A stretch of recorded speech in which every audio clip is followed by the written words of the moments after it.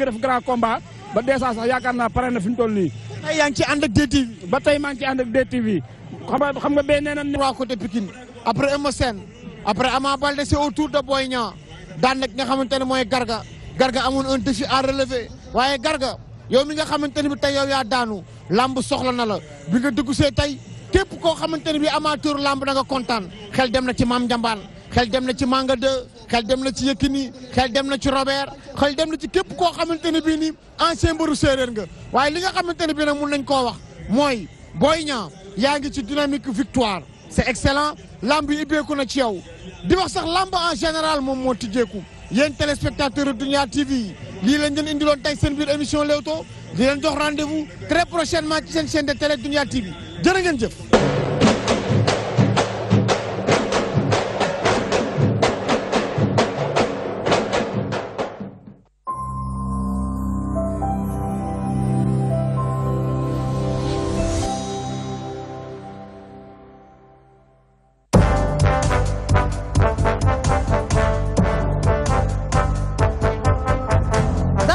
De notre pays, on a eu plusieurs points de repère historiques. Le 19 mars 2000, date du premier changement démocratique de régime au Sénégal. Le 25 mars 2012, deuxième alternance démocratique. On va désormais parler du 20 mars 2016,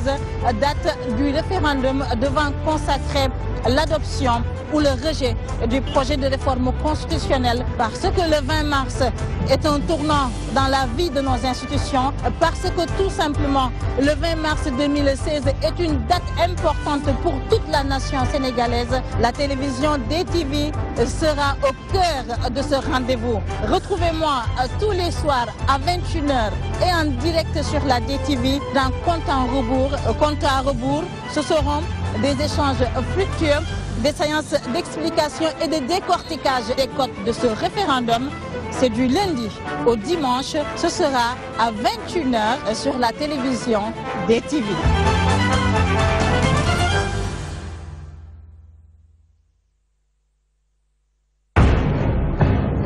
DTV s'invite au championnat du monde d'athlétisme indoor 2016.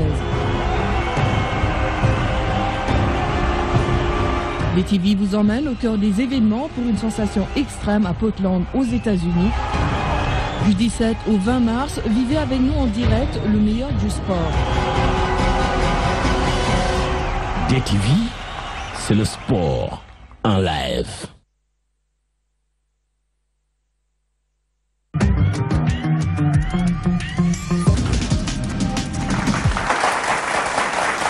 Le jeu du savoir citoyen, vous êtes tout simplement dans le cercle du savoir. DTV vous invite à un nouveau jeu avec de nouveaux défis. Un jeu d'esprit qui récompense. Connaissance du Sénégal.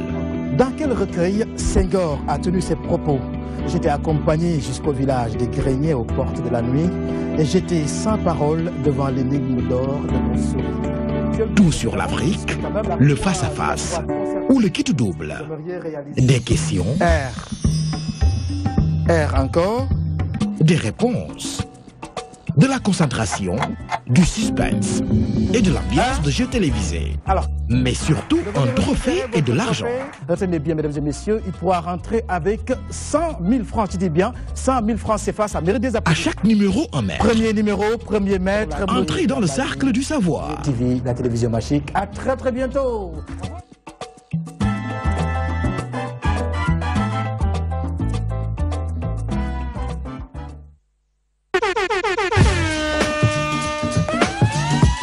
Tu as envie d'être officiel à la télé, vois les 52 minutes. Nicolas, mon frère. Kouko tardé rek boko. 52 minutes. Man mangi ci bir. 52 minutes. Tu deviens officiel à la télé.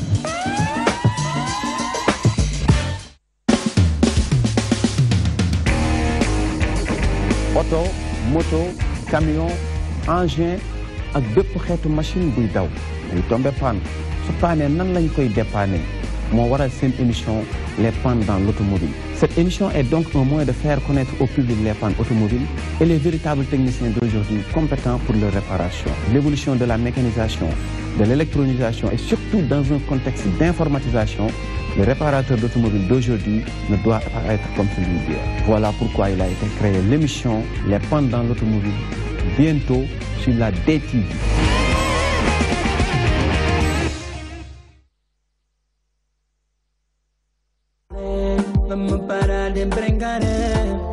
La mer, le soleil, le sable chaud, ça vous tente? Eh bien, retrouvez-moi tous les mercredis pour un cocktail de kizomba, de zouk et de kabolov.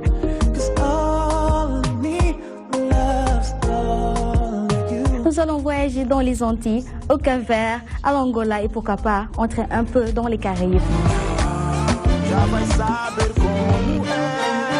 Donc le rendez-vous est pris, c'est tous les mercredis de 14h à 15h dans votre émission Happy Time sur la DTV.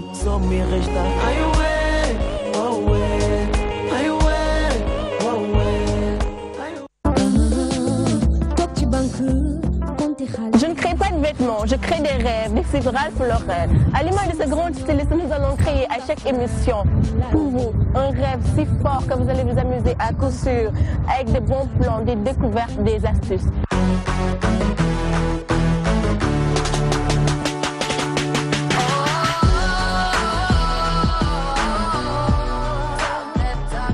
Le maquillage est toujours au top chez les femmes.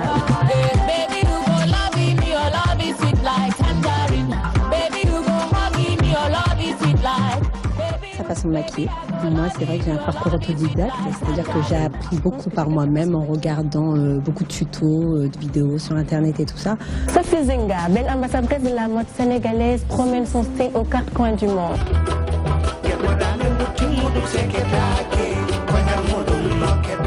On a la chance d'avoir de belles peaux ici, donc je pense que les couleurs ressortent naturellement. Retrouvez-nous sur Facebook, sur notre page Fashion. Et si vous voulez être invité, envoyez-nous un petit message ou postez-nous une de vos plus belles photos qu'on fera apparaître bientôt.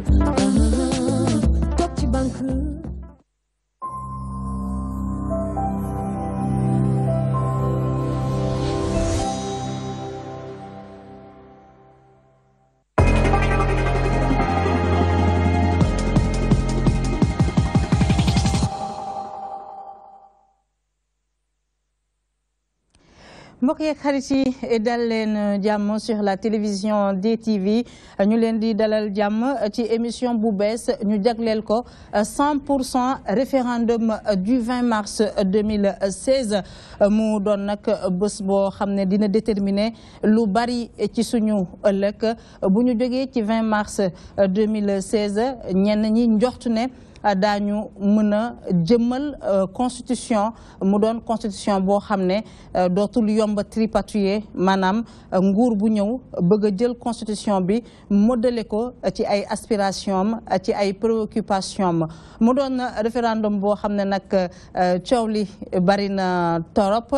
daanaka mën naa ne référendum yi fi am yëpp ñetti référendum yi ñu fi amal yëpp biile moo gën a bari coow lu ko waral loolu daañu ci ñëw ak ñi nga xam ne ñoom la ñuy dalal tey nag ñu nar a waxtaanee ñetti ponk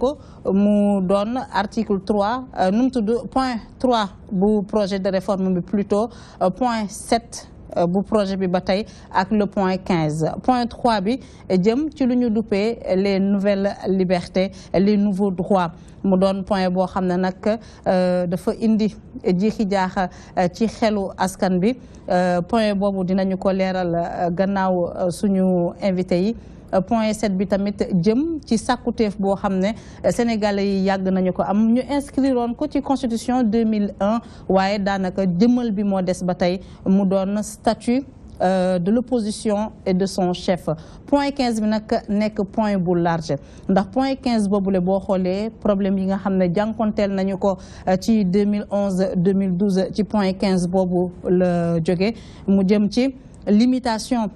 du nombre de mandats ak verrouillage de l'article bi nga xam ne moom moo concerné le mode d'élection du président de la République point 15 bi tamit am yeneen ponk yoo xam ne dinañ fi ñëw ci suñu biir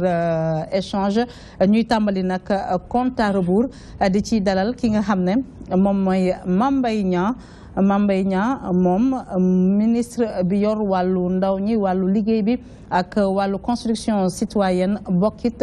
ci directoire bu Alliance pour la République Mame Mbaye Niang ñu lay dalal. Maïmouna maa ngi lay nuyu di nuyu ñi may waxtaanal di nuyu tamit seen auditeurs yëpp ak mbokku Sénégal yëpp. ñuy dalal Abdoulaye Seydi Sow Abdoulaye Seydi Sow nag gane si ci kër gu bees di gan fi nga xam ne moom mooy Alliance pour la République. Abdoulaye Sow moom démb la fësal li nga xam ne moom mooy démission ca parti démocratique sénégalais. Abdoulaye Sow ñu lay dalal. maa ngi lay nuyu di nuyu bépp téléspectateur DTV di nuyu sa mag Cheikh Fall ak monsieur Dieye ak bien entendu ministre Mbaye Niang di yaakaar ne dañ def débat bu nga xam ne sénégalais yi dina ci jëlee njëriñ. ndax di nga gaaw a miis sa nekk ci Alliance pour la République yow mi nga xam ne def nga lu toll 2 fukki at de militantisme au PDS est-ce que dina yomb nga wan loolu yëpp ginnaaw. dama jàpp ni àddina dara yombut waaye damay jéem ci li may jéem yaakaar naa ni am na fi ma ko teg te fi ma ko teg dana ma du nekk luy diis ci man parce que simplement politique boo koy def ay idéaux la ay conviction la ay gis-gis la gis yooyu bu demee ba méngootul ak fi nga nekk da nga am liberté ba nga xam ni ànd ak fi nga xam ni foog nga gën a nekk tranquille. ñu lay jaajëfal Abdoulaye Seydou Sow ñuy dalal ki nga xam ne moom mooy Cheikh Tidiane Dieye. Cheikh Tidiane Dieye bokk ci plateforme Avenir Sénégal bi ñu bëgg waaye bokkit ci li nga xam ne moom mooy Front du Non ñaani bañ naa. jërëjëf Maymouna di la sant ci invitation bi di nuyu mbokk yi ñuy seetaan di ñu dalal ci seen biir kër ci seen salon ak ci seen i néeg di nuyu tamit mbokk yi nga xam ne ñoom la ñu seqal plateau bi fas yéene waxtaanee loo xam ne lii lu am solo la ci askanu Sénégal di ñaan kàddu gi set suñu yàlla dimbali ñu xel mi sell. nit ñi aussi ñu dégg ñu mu amal ñëpp njëriñ. jërëjëf. Et enfin Cheikh Sadibou Fall Cheikh Sadibou Fall nekkoon fi ancien ministre de l'Intérieur ambassadeur bu Sénégal fële nga xam ne moom mooy coxom Cheikh Sadibou Fall di membre bu comité directeur bu parti démocratique sénégalais Cheikh Sadibou ñu lay dalal. maa ngi lay nuyu di nuyu sama naataangoo yi ma nekkal ci plateau bi. di leen féliciter ci seen télévision bi di nuyu sénégalais yi ñu seetaan yëpp di ñaan yàlla débat bi ñu def ko ci jàmm ak sérénité di ñaan yàlla aussi élection yi ñu jëm muy référendum bi ñu jëm ñu dugg ci bismillahi rahmaani rahim jeexale ko ci alhamdulilahi rabbil alamin lépp lu ci génn rek di njëriñu Sénégal ak njëriñu sénégalais. jàmm jooju ngay sàkku ci référendum bi dafay dépendre ci mat boo xam ne classe politique sénégalaise war na ko wane bisu démb bi di dimanche ñu nemmeeku ay scènes de violence ay télescopage entre ay cortège Mame Mbaye Niang tey qui est-ce qui a intérêt à commettre le crime c'est-à-dire ci violence bi ñu commencé yëkkati kan moo ci am intérêt. waaw defe naa kenn amu ci intérêt. amul benn sénégalais bu bëgg defe naa fitna juddu ci réew mi buñ ko jugé ci valeur yi ñu bokk ñun ñëpp réew mu dal réew moo xam ni ay président changé nañ ko fi xëy na xol yi dinañ jóg wax ji bari mais jàpp ma ni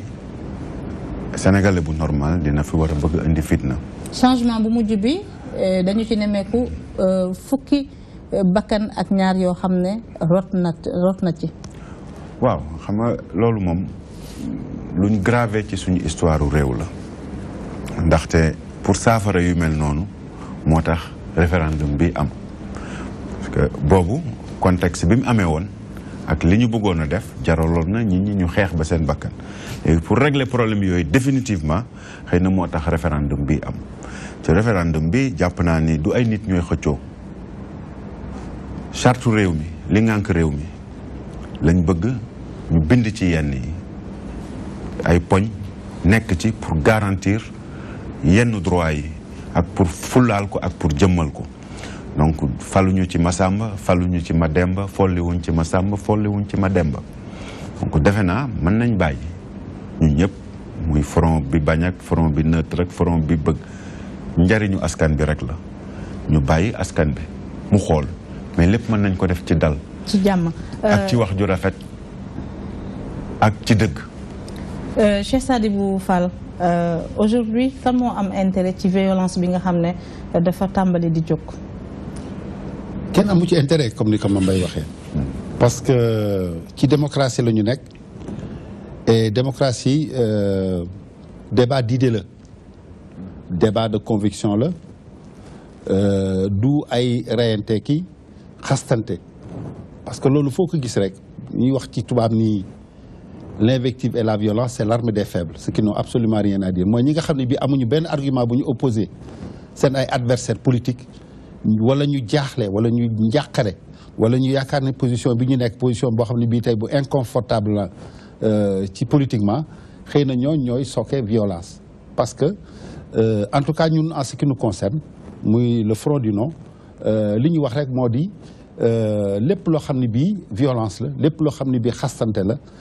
dañ koy bannir suñu pratique li ñu bëgg te directive yi ñu joxe ñi nga xam ne bii ñoom ñoo nekk ci front bi moo di ñu def un débat serein un débat responsable expliquer Sénégalais yi lu tax. sérénité moom weesu nañu ko moom. ah waaw mais d'accord mais may mun a xam nga yaa ngi lire presse bi may lire presse bi dégg nga li presse bi relation yi ñu def ci maanaam violence bi loolu ñu koy ŋàññ parce que gis nañu li xew Fatick ak Aïda Mbodj te benn responsable APR Diop wax ni moom d'accordul Aïda Mbodj dugg biir Fatick di fa def campagne moo tax ñu mobiliser ay nit ñu jël ay xeer di ko sànni xam nga loolu nekk na ba yàq ay véhicule am yàq léppam xam nga loolu nekk na loo xam ne bi lu doy waar la parce que territoire national bi territoire la boo xam ne bi Sénégal yëpp ko moom bu fekkee ku nekk fi nga dëkk te nekk candidat nga ni sama adversaire du fa dugg bu fa duggoo danaa ko toj dafay nekk loo xam ne bii du doy waar waxuma ne nag président moo joxe directive yooyu mais dama rek constat la boo xam ne bii du man rek maa ko def mais presse bi yëpp ñoo ko def wane ni tey violence bi ci côté bi mu jógee li ñuy ñaan rek mooy ñu dal parce que ñun li ñu intéressé du xeex du xuloo du ngaañante du reyante li ñuy intéressé mooy li tax tey ñu taxaw ba wax ni référendum bi d'accord ñu ci taa ñu wote non loolu la ñu bëgg Sénégalais comprendre que te loolu pour ñu comprendre que il faut ñu def ko ci dal loolu la ñu Tidiane Dièye ndax di ngeen mën a taxaw xoolaat Sénégalais yi boo leen sooboo ci combat bile mu amaat ay bakkan yu ci rot Maïmouna laaj bi am na solo mais boo koy xool yaakaar naa soobu ci xeex parce que benn scène de violence bi yéen la concerné démb ca Yoff bu dul woon police amaan na lu ñaaw dina fa juddu. déedéet du sax rek police moo tax dama bëgg bu ñuy wax ci violence bi ñu xool violence bi lu ko sookee ak lu koy xamb ñun man li ma seetlu te tey tamit dalaat nañu bi ñu jógee fi ñu jógee jëm biir Yoff mu am beneen leader ci parti APR di fa meeting su fekkoon ñaari groupe yi rek la daanaka dara du fa am parce que li ma ci seetlu man mooy du askan wi ci seen bopp ñoom ñoo indi violence bi parce que ñoom ñoo bokk ci koñ yi dëkk dañuy waxtaan bi ñuy daje d'ailleurs ay ree lañ doon ku nekk di wax nii ñiy wax wii di wax wii ñiy wax noo di wax noo bu ñu nekkoon téeméer xëy na ñaar ak ñett ñooy indi lu mel noonu mais ñi nga xam ne ñoo ko jiite ñëw nañu calmer leen wax ci jàmm ba ñu mën a rombante bi ñu ko defee tey boo côté Guédiawaye amaat nañu lu mel noonu ñaari caravane rombante nañu te jàmm rek laa ci gis nit ñi dañ doon reetaan di tàccoonte sax kii di wax wii kii di wax noo ñu rombante donc boo koy xool askanu Sénégal am nañu ci wàllu politique ak ni ñu gisee politique ni ñu yaakaar ne noonu la war a mele mat gu tax bu ñu leen bàyyi woon ñoom ci seen biir dinañ organiser wu ba violence du am moo tax ma bëgg ñu delloo si yaakaar naa leader yi ñoo war a delloo si seen xel ci lu mel noonu di wax ak ñoom di def li askan wi bëgg parce que bu fekkente ne dañu ni comme ni mu ko waxee benn leader jóg na di dem ci benn gox ña fa nekk nangu ni am na droit ñëw wax ak sénégalais ya fa nekk wax leen ci njëkk wax leen ci teraanga dellu dem defi comme ñoom ni ñu amee droit jóg dem ci goxu leader boobu def fa seen campagne dellu bu ñu comprendre noonu politique yaakaar naa dinañ ko def ci jàmm parce que nag loolu rek moo fi xej référendum bi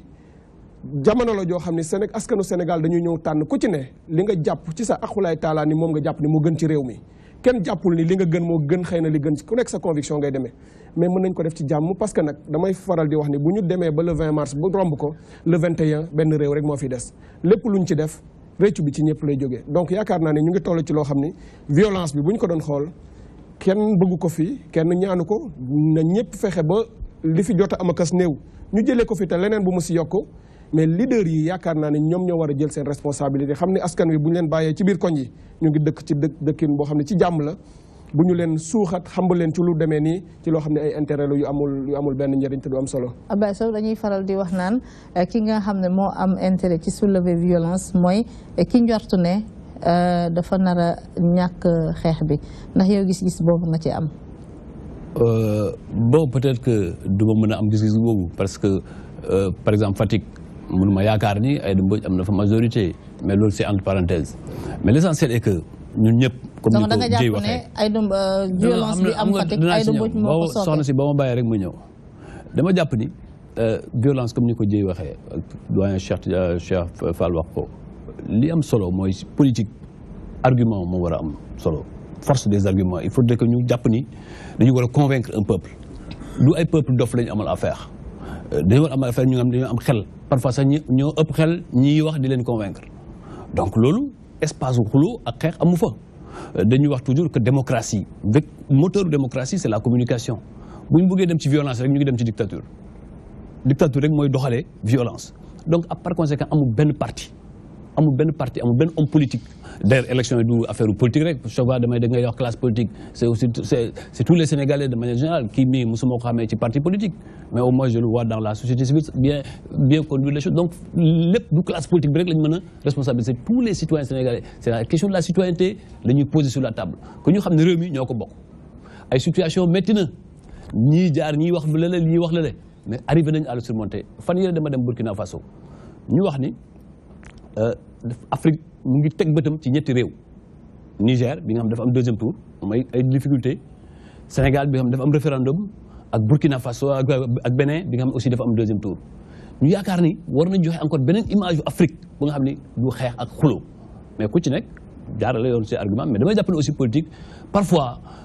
on fait trop de bruit pour rien du tout parce que parfois aussi am na ñu nga xam ne dañuy def marketing politique ah il faut ñu jaar tuuti ñu indi histoire xuloo tuuti pour que ñu dégg leen parce que aussi c'est ça la politique aussi. ñan ñooy def marketing foofu ñuy def marketing politique xam nga man ku mel ni soxna Aïda Mbodj moom boo demee ba Fatick loo fa wuti alors am nga soxla fu nga xam ne lu bëri nga bëri am na droit bi comme ni nga ko waxee mais parfois. mais Aïda Mbodj il a le droit de circuler partout dans le territoire sénégalais li ma bëgg rek am na ñoo xam ne marketing politique la ñuy def loolu mën nañu ko comprendre. mais dama jàpp ni état bi aussi war na jouer rôle am mooy ministère de l'intérieur mooy ministre de la justice même bu dee benn xeer lañu sànni ci benn oto war nañ xool ku ko sànni ak li tax loolu am ñu sanctionner ceux qui sont coupables parce que loolu mooy état de droit c'est la soumission de tout le monde y compris l'état au droit. xanaa ñuy njort rek bañ a passé waat obligatoirement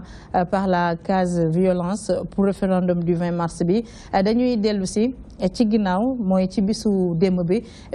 bi nag li ko marqué mooy déplacement bi nga xam ne président de la République Macky Sall amal na ko ci ay ëttu diine lu mel ni Touba ak Daaru Marnaan waaye tamit ñu ñëwaat ci quelques déplacements yoo xam ne waa Front du Non amal nañu ko.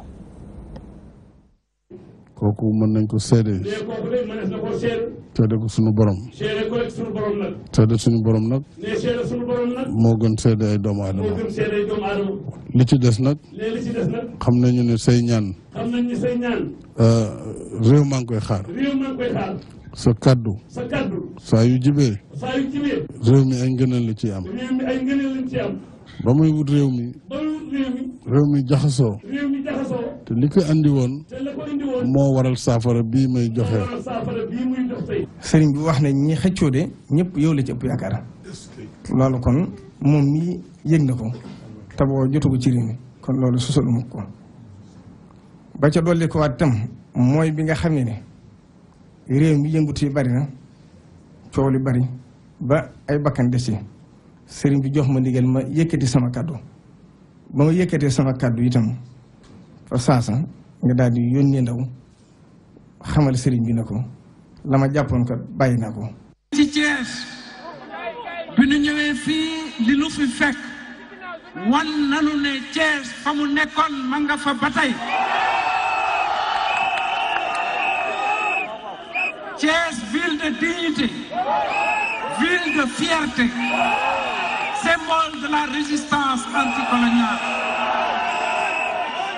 Thiès porteur des valeurs fondatrices de notre société kontaan nañu day wane seen Pastef day wane ne encore une fois face à un rendez-vous important de l'histoire Thiès répond présent et votera non, non et non. conseil constitutionnel boobu président bëgg joxaat doole fexe ba sedd si président assemblée nationale parce que moom rek moo doon fal juges yi xamante ne ñoo fa nekk donc bu ngeen demee le 20 ngeen war a taxaw pour voter oui mooy bulletin bu weex bi ñu bind si bind bu ñuul. président de la République wax sénégalais yi am na lu ma leen di laaj dama bëgg ngeen tontu ma oui ou non ñun ñu ñëw ci population yi ni leen loolu président wax lan ngeen ci xalaat. may rectifier rek sànq dama ne point 3 de la réforme moom mooy consacrer les nouveaux droits du point 3 point 4 du projet de réforme la moom mooy consacrer les nouveaux droits. ma ñëw ci yow Mame Mbaye Niang président de la République dem Touba sekk waxtaan ak xalif bi Serigne Cheikh Sidi Mokhtar Mbacké mu am ñu bari ñu lire à travers loolu déplacement bi ak li nga xam ne moom la xalif bi wax ne Touba dafa bénir le projet de Macky Sall ci lan ngeen sukkandiku ba mën a am gis-gis boobu. waaw jërëjëf Maïmouna c'est que xam nga avant président di dem Touba ak di seeti kilifa diine yi umpul kenn ne que am na wax bu ñi tasar ci askan bi notamment ci point 4 boobu ngay wax parce que am na wax boobu dinañ ci dellu si. c'est juste un prétexte pour que ñu attaquer point 4 boobu lan la nouveau droit yi ëmb mais ñu ñëw d'abord ci li nga xam ne moom mooy visite président bi. lu mu wundu. visite président wuñ li mu ëmb weesuwul lu dul réew mi dafa am ay kilifa diine am kilifa aada am kilifa administration ñett yooyu yëpp la boole mu nekk ci réew ñu nekk ci république donc am na ci mesure yoo xam ni bu ko dee jël muy laal dunduñu askan bi war na cee wax ak kilifa yooyu yëpp donc visite Touba bi weesuwul lu dul pour mu dem wax xalif bi. mais ndax wax ji léegi la waroon doon ndax wax ji warul woon nekk une démarche antérieure à la publication du projet de réforme maanaam ba ñu nattee affaire bi. ñu jël ko dem waxtaan ak kilifa dina yooyu amaan na bu ñu defoon loolu. lu bari dina leer ci xelu askan bi. xam nga dara lu la ndem amu ci sos moo am ci diggante bi mais lii nga téye nii defe naa 90% yi Sénégal gi yëpp waxtaane woon nañ ci parce que boo bëggee jël léegi ñu def comme si nii lii lépp lu bees la dañuy nax suñu bopp nañ fàttali gi mooy mi ngi commencé waxtaan bi mi ngi commencé woon ci assises nationales yi parti yëpp bokkuñu woon PDS bokkul woon président ni duñ jël assises yi rek nañ créé commission nationale pour réforme institution yi CNRI Amadou Mahtar Mbow jiite ko mu am budget dem ci 45 départements yëpp gis parti politique yëpp gis société civile gis forum civil gis kilifa diine gis kilifa aada ñu xayma mu nekk 154 points ci biir 154 points ci le président joxe dindee fukki poñ ak ñeenti benn bi mooy bu ma wax li tax ma wax fukki poñ ak ñeent parce que au conseil des collectivités locales nekkul woon bokkul ci woon loolu président ko ci yokk mais leneen li ci changé mooy at bi ñu wax ni que président de la république mën na ko commencé 35 ans mais dañ ko plafonné woon ñoom 70 ans président nañ ko yóbbu ba 75 ans loolu moo ci soppeeku donc ana waxtaanaat loo xam ni ci xaalisu askan bi dépensé nañ ci 700 millions pour kuréel gi amul ku mën a wax ni que commission bi waxtaanul ak yow amul organisation amul parti politique amul kilifa lépp dañ ko waxtaane mais bi proposition bi génnee comme que ñoom dafa am lu leen ci ñoroon ñuy wax ni que noonu nañu reporter référendum bi fàtte ni que point yi waxtaanoon nañ ci ba pare at a ngi nii ñu ciy waxtaan xaw ma ñeenti at léegi bu fekkee ni que waxtaanoon nañ ci ñeenti at ñu ciy waxtaan ñu war ko defaat ni woowaat mais li ñëpp d'accord koy d'accord nañ ko mais dañoo jiitu mooy sos yi ma lay wax créer ay wax nit ñi ni que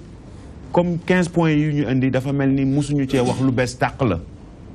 loolu moo tax moom en tant que njiitu réew mi bi nga xam ne proposition bi moom moo ko def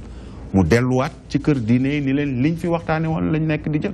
jëluñu lépp parce que kenn mënta soppi lépp ci benn bis. mais ndax yéen da ngeen jàppee visite boobu ci lan ngeen sukkandiku ba war a jàpp ne déplacement bi Touba bénir na taxawaayu président de la République. mais parce que kii wax kay porte-parole bi wax kay nee na ko say ñaan li nga fi ut si nangu na moo tax parce que tamit il faut que ñu wax ci parce que wax ci demoon na ba egg ci ni que amul fenn fooy wax ci Sénégal te duñ la wax non non yéen seen réforme yi dafa am lu ci làqu dafa am lu ci nëbbatu ay nouveau droit ngeen di wax ay nouveau kii def comme si loolu bokkul ak li CNRI waxoon amu ci benn point nouveau droit yi sax ci CNRI la jóge amul leneen lu ci président yokk ñoom ñoo dem gis askan bi wax ak ñëpp tënk ñoo jox ko mu jël ci nee naa la lim ci yokk mooy at bi 70 ans la woon moom mu ni nañ ko yokk 75 ans mais léegi lu ñëpp waxtaane après yow nga dellu ci suuf parce que da ngay jaamaarloog nit ki mu nekk lu normal mais nga dugal ay sos yàq xelu ñëpp ba ñenn kilifa diine di def déclaration publique naan ñun duñu nangu lii te ñun ñëpp ñu xam ni que texte bi ku ko lire ku jàng français lire ko loolu nekku ci alhamdulilah ba yow nee nga dinañ leeral nouveau droit yi mais defe naa mënuñu sos bu toll noonu ñu nekk ci dëkk boo xam ne ay jullite fi nekk ak ay chrétien ñoo fi ëpp 99% loolu juwaloo ak ngëm-ngëmu ñëpp ngay bàyyi yow en tant que président de la République ñuy wax loolu il a l'obligation dem seeti kilifa diine yëpp pour wax leen en réalité projet bi fan la jógee fi mu jaar ak li ci nekk. ñu lay jaajëfal alors Cheikh Sadibou Fall est-ce que yow kaddu yi nga xam ne porte-parole du khalife général des Mourides yëkkati na ko est-ce que yow da nga ci am entendement wu ndigal parce que président bi mu demee Touba nee na xalif bi ci point de réforme yi amul lenn loo xam ne da ciy néewal doole l'islam ci Sénégal. waaw dama bëggoon nga baal ma ma wax tuuti tontu tuuti sama rak ma mbay li mu wax léegi ci affaire réforme constitutionnelle bi ñëpp xam nañ ni constitution dafa nekk mooy charte réew mi mooy charpente bi nga xam ne bii moom mooy maanaam organiser lépp loo xam ne bii noonu la réew mi war a doxe ci fànn yëpp réforme bi ñu annoncé ak 15 points xam nga 17 points yi président annoncé mi ngi jóge ci assise nationale bu ñu ko fàttalikoo assise de l'opposition la woon à l'époque bi ñu ñoom defee seen ay conclusions assise nationale ba noppi ci la Macky Sall ñëw parce que mi ngi woon campagne à l'extérieur signé ni li ñu def ci assise nationale bi yëpp d'accord na ci je crois qu'il a fait 2 ou 3 points de réserve waaw mais bi mu paree def na loo xam ne bii sax mënoon nañ ko maanaam rafetlu moo di créer une commission de réforme des institutions commission de réforme des institutions boobu def seen travail comme ni mu ko waxee ñu jël 800 millions de francs ci li ñu wax dépensé ko ci commission boobu 700 millions de francs autant pour moi mais bi ñu paree ci loolu ñooñu jébbal ko liggéey bi ñu ko jox liggéey bi bu mu paree je crois comme ni nga ko waxee léegi ci sa kàddu pour bu ñuy réformer constitution ci dëkk yi ma xam yëpp ñuy nekk dëkk yoo xam ni dëkku démocratie la moindre des choses bala ngay proposer ay points au moins dañ ci waxtaan ak acteurs politiques yi acteurs sociaux yi société civile ñu ñëw toog nga leen man de am na liggéey bu ma dénkoon commission de réforme des institutions liggéey baa ngi nii dama leen koy jébbal pour ngeen xool ku nekk wax ma ci xalaatam mais loolu amul li am moo di président téye na nu mu tuddati projet bi d'ailleurs bi mu ñëwee projet bi dañ ko jël teg ko de côté kenn waxatu ci ba jékki-jékki ñu yeewu je crois en 2 ou 3 mois ñu génneel ñu 15 xam nga 17 points. dama yaakaar ne rôle concertation bi président da ko jëloon dénk ko CNRI moo waroon mëne concertation yi te ba CNRI di mëne concertation yi yéen da ngeen leen dëddu wan leen ginnaaw. dañ leen dëddu parce que boole ñu ci woon ñun ba ñuy def seen conclusion bi ñu déglu ma rek may mën bi ñuy def seen conclusion ñun boolew ñu ci. xam nga yéen da ngeen am un passif lourd ak Amadou Mokhtar Mbow. non loolu moo taxoon nangu leen bokk ci projet boobu de ñun mënuñu ko woon parce que projet boo xam ne bii dañ ko imposer la ñoom ñoo dem toog seen biir bureau ñu jox leen 700 millions ñu def lu leen neex génne nit ñi affaire baa ngi nii loolu mënuñu ci d'accord mais quand bien même mais loolu bu paree au moins ñu pare ka président mënul yeewu suba rek parce que constitution c'est un tout c'est un ensemble dafa am équilibre institutionnel bu nekk constitutionnel équilibre juridique bu nekk ci biir constitution le fait que ñu tànn ci 17 points sur combien de points yi mu évoqué xaw ma 104 xaw ma combien plus d'une centaine de points mais loolu déjà wane na ni y a un déséquilibre dans la constitution président moo yeewu suba tànn li nga xam ne bii moom la yaakaar ni moo ko neex wala peut-être moo koy arrangé mu jël ko ni moom lay soumettre en 2 mois mu jël ko def décret ñu convoqué nu mu tuddati référendum bi dafa nekk loo xam ne bii daal ñun tey na suñu xel moo tax ñu yaakaar ni.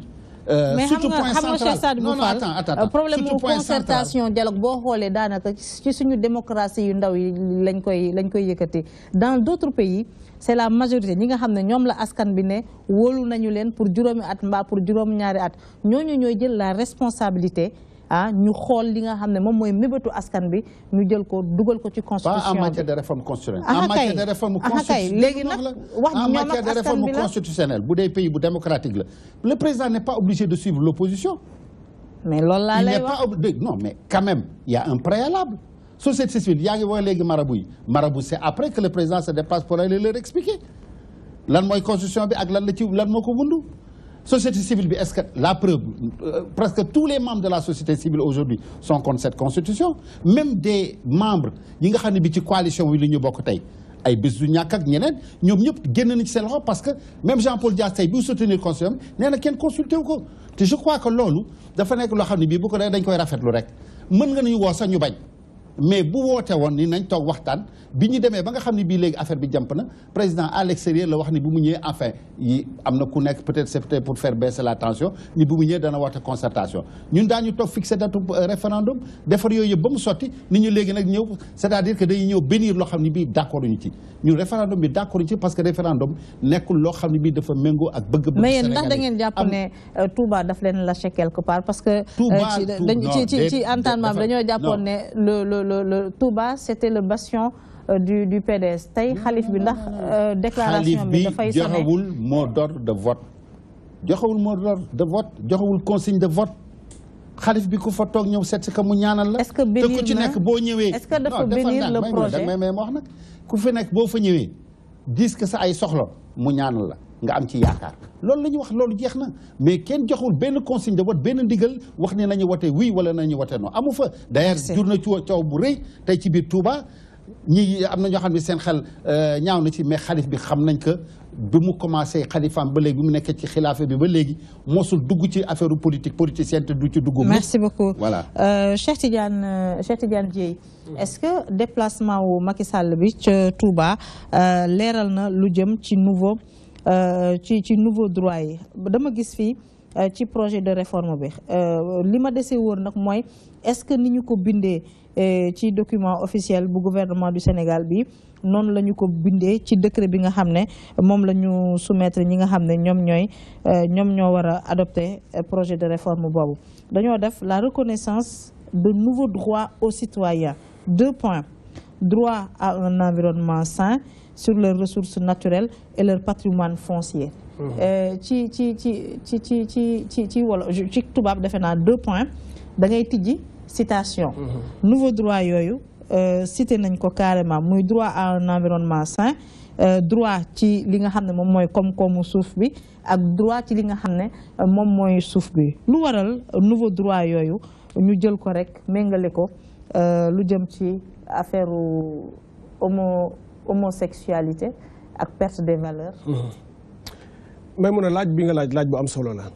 soo ma mayee ma njëkkee ci visite bi nga xam ni président de la république def na ko Touba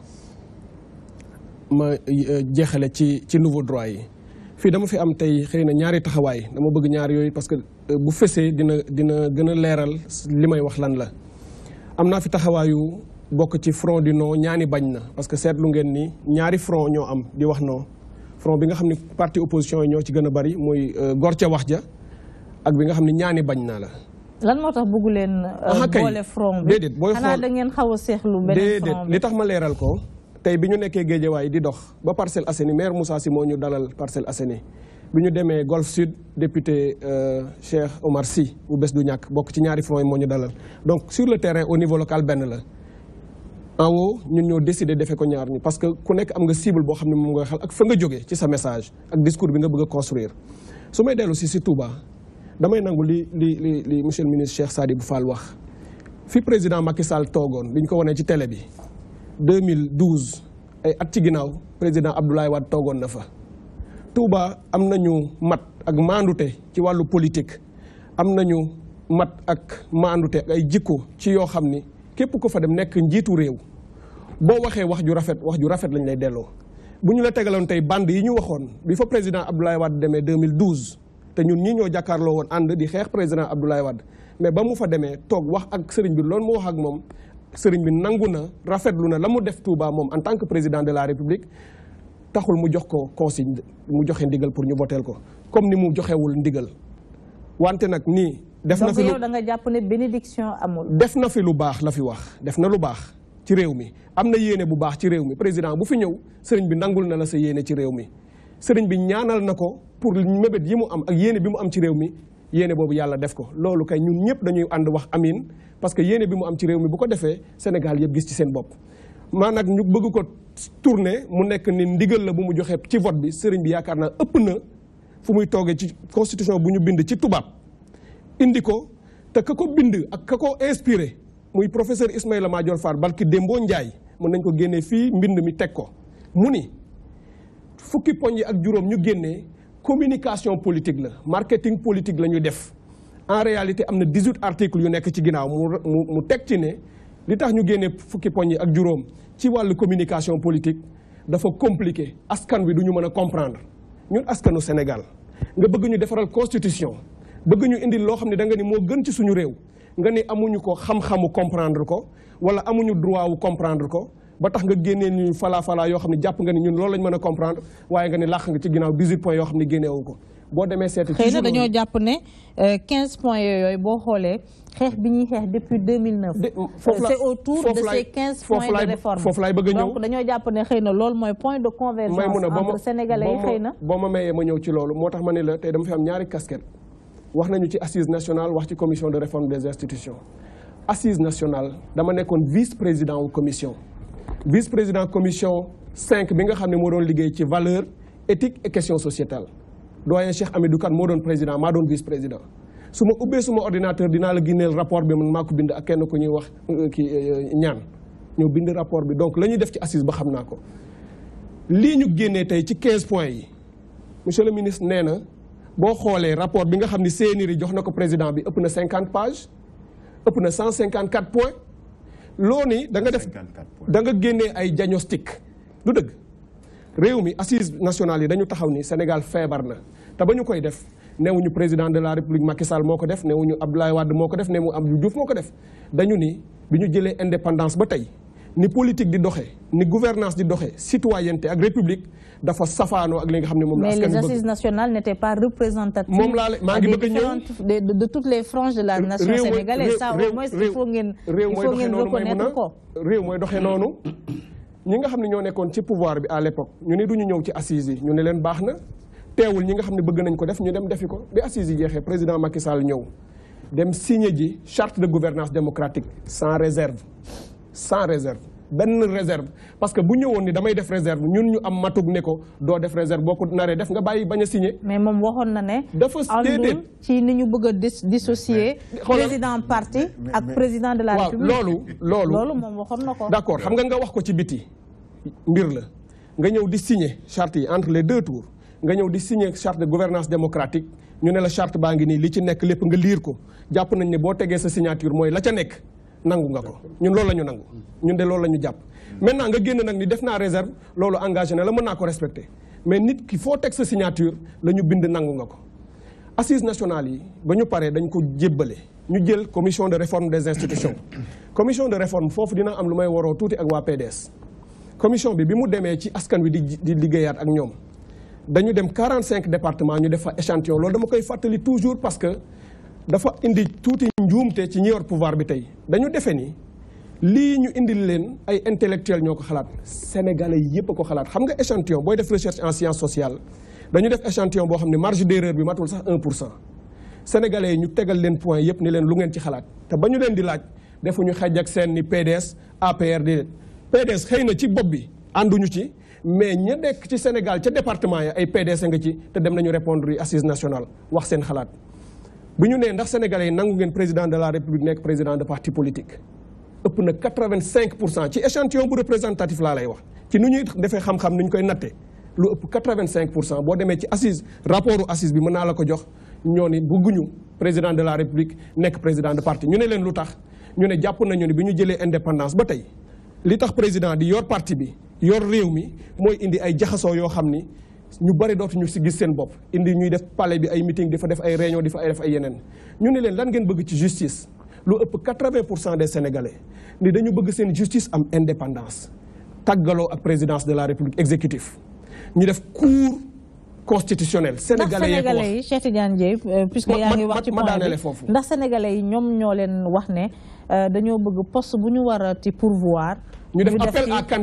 à candidature mu ngi ci loolu sénégalais ñoo leen ko sant mu ngi ci rapportu CNRI gis nga tey dama nekkoon ci caravane yi moo tax dama jóge daw rek préparé wu ñëw mais li ma naroon tey mooy imprimer rapportu assise nationale commission de réforme des institutions imprimé avant projet de constitution bi nga xam ne bind nañ ko ba mu yegg préambule ba article final jébbal ko président de la parce que moom moo ne woon CNRI faites-moi toute proposition moo di bépp proposition bu mën a ñongal suñu démocratie ñu yokkal ko ci avant projet de constitution boobu avant de projet de constitution dafa ni mooy li nga wax poste direction poste agence fépp foo xam ne kërul liggéeykaay la bu état bi dugal alalam bu ñu fa dee tànn ku fay liggéey pour askan wi nañu def appel à candidature monsieur le ministre bu jàppee ni mën na ko mu dugal dossier am Maïmouna bu jàppee ni mën na ko mu dugal dossier am diaspora bi ko fa nekk te mën ko nga dugal sa dossier commission bi tànn ñi fi gën ñu jël si lu mat juróom par exemple jébbal ko président ne ko monsieur le président askan bi moo leen sant ne il faut ñu wëlbati affaire yi au lieu que président de la république di nekk ki nga xam ne moom moo yor le gouvernail que assemblée nationale ëpp ko doole est-ce que loolu sénégalais yi ñoo leen ko sant nekkul ci rapportu assise nationale nekkul ci avant projet de constitution waxeewuñu ko ci noonu mais ci rapport bi am na ay pouvoir yoo xam ne rocci nañu ko ci loxo président de la république bu ko jébbal waa assemblée nationale nangu nañu ni déedéet président de la république ci avant projet de constitution bu CNRI ak rapportu CNRI président de la république mooy président de la république nañu changé ni ñuy tànne député yi ba bu ñu fa nekkee ñu nekk député askan wi ñu ni bu demee fekk bu ñu demee ba ñu def élection législative président de la république amul majorité ba nekk assemblée nationale tànn premier ministre wax nañu nu ñu koy defale ak nu ñuy yónnee président ay tur mu tànn tabb ci kenn mais opposition ko koy jox bu fekkoon ne loolu mooy li nekk dëgg leneen lu ñu wax bu fekkoon ne projet de réforme bi dafa tënk proposition yi nga xam ne moom la rapportu CNRI jëmmal ndax di nga contre projet de réforme bi xam nga man Maïmouna dama bëgg réew mi ñu am ambition pour réew mi démocratie toll nañ Sénégal foo xam ni lii du ñu tax a avancé lii du bouger ligne yi tey am nañu mat ci wàllu démocratie boo xam ne soo bi ñu laajoon CNRI proposé ko mënoon nañ caa yegg gis nga Bénin fii boo demee Bénin ñun mën nañ leen jàngal démocratie dañu am cour constitutionnelle boo xam ne citoyen bi bu jàppee ni ay àqam ak yelleefam daan nañ ko état bi teg na ko lu warul lu jéggi constitution bi citoyen bi ci boppam mën na saisir cour constitutionnelle fet Sénégal amu fi te proposé nañ ko mais dañ koo dàq xam nga li am mooy dañu def 15 points yoo xam ni bi Ismaïla Madior Fall ne 15 points yi mooy li sénégalais yi mën a comprendre ndax seen xel xëy na yeggul ci yeneen complication man boobu laa ni dootuma discuter ci 15 points yi benn par benn. parce que li ñu mënoon yóbbu suñu démocratie moom fu ñu yegg damay dem ci Abdoulaye Sow man dama jàpp ne gannaaw ba nga duggee APR da ngay assumer le passé de l'Alliance pour la République yëpp dama gis ci 15 points de réforme yi ne dafa am ponk yoo xam ne dañ ko ci def inutilement ay ponk la yoo xam ne dafa bokkoon ci suñu charte réew amaan na ni ñu ko formuler moo doonul benn ci suñu constitution bi nga xam ne mooy bu 2001 mbaa bu 1963 bi citoyen bi dafa am ay droit ci li dafa am droit au bien-être am droit ci meññeef yi nga xam ne suñu sous-sol moo ko moom am droit ci li nga xam ne moom mooy suuf si mën na am nag ci projet de réforme bu bees bi affaire foncier puisque dafa nekk un enjeu majeur ñu gën koo ñu gën a démocratiser li nga xam ne moom mooy l'accès au foncier ndax xalaatuloo ne yenn ponk yi nga xam ne dañu ko reprendre dugal ko ci finalement c'était inutile mënoon nañu dem ci yeneen ponk parce que droit yi ma gis nii yëpp ci point 4 bi nga xam ne moom moo waral coow li yëpp droit yooyu c'était consacré dans les 2 constitutions précédentes. waaw lu ma bëgg yokk rek ci li monsieur Dieye wax mu di li xam ni peut-être professeur Madiar Fall wax na ko sur le marketing politique xam nga mbir mi dañ koy wax mu leer ni muy leere moo di boo waxee constitution dafa nekk des techniques dafa assez compliqué tey wax gis nga ñu avis sur décision juriste yi ñu ngi ne li la yeneen juriste bi wax leneen donc constitution boo ko tegalee population nii mën na ko bañ a comprendre mën nga jàng sax ba am master en géographie ñu tegal la constitution boo lire texte constitution c'est une affaire tellement sérieuse est-ce que mën nañ ko méngale ak du marketing politique déglu ma ba pare soo ma paree rek constitution moom mooy xolu réew boo ma dégloo rek madame danaa àggali ci li ma bëgg a wax dama ni constitution technique la lire droit xam ko c'est pas toujours lu tax nga ñëw avocat code pénal kii mën na koo jàng li ci nekk constitution kii mën na koo jàng